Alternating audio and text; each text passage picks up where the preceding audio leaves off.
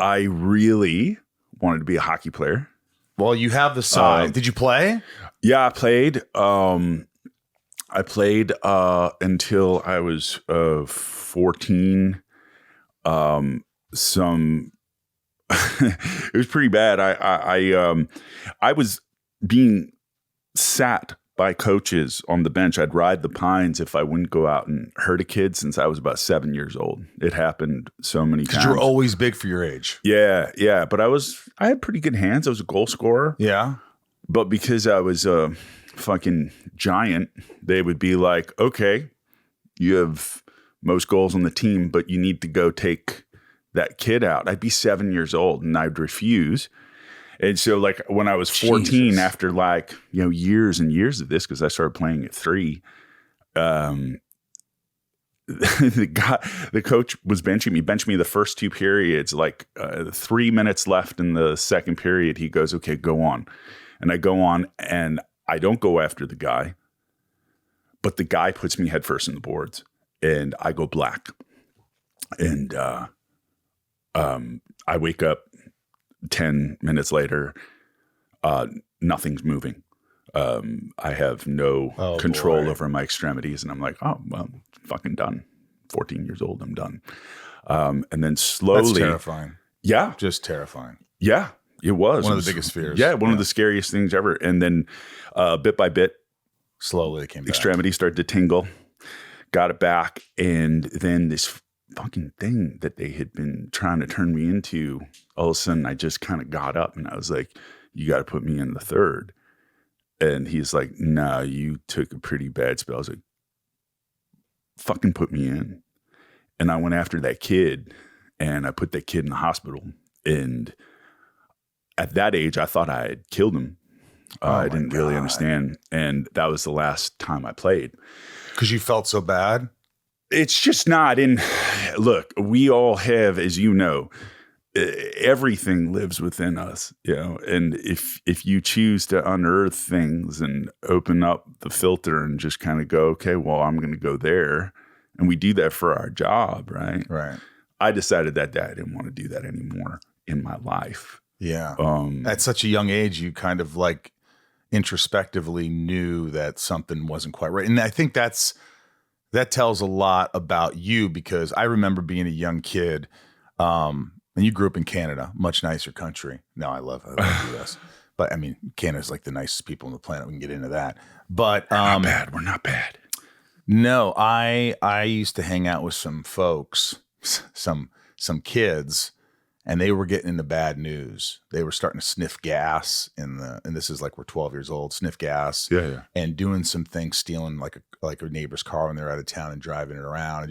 And I remember one day, I don't remember exactly.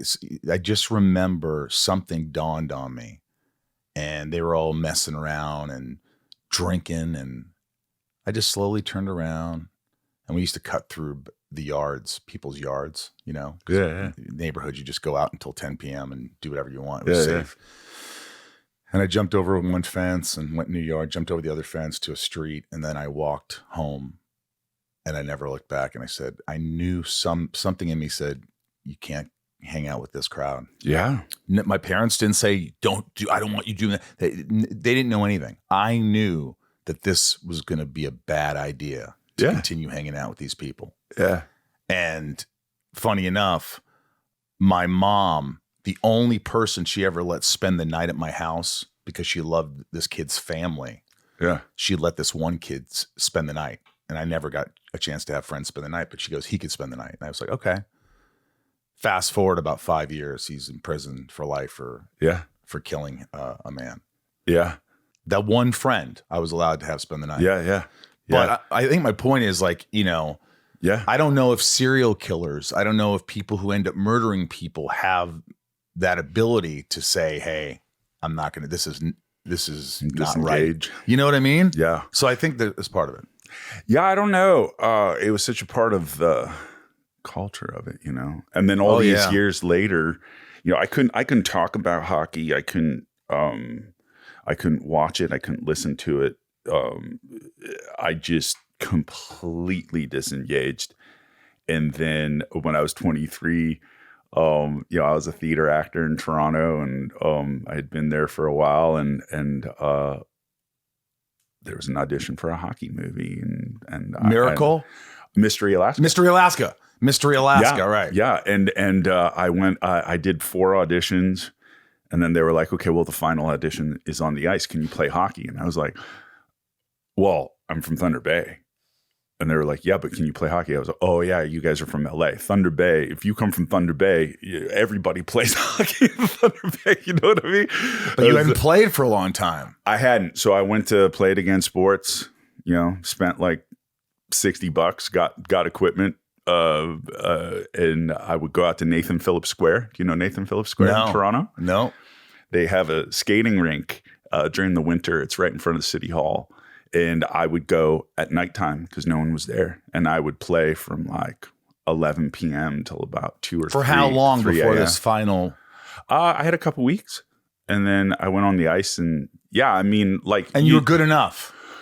Well, I was going to go junior A, like. So you picked it up. Oh, yeah. Yeah. I was going to go play. My dad was getting calls from Kitchener Rangers and the Windsor Spitfires and a bunch of junior A teams. They had started to talk to us like when I was really young. I was a big boy, but I could skate. I mean, I've been skating my whole life. But weren't you pumped that you were? I mean, ironically, I guess you're in your first movie. I guess your big movie is like Mystery Alaska, a hockey movie. Well, I mean, hockey was my dream, and then after that crumpled.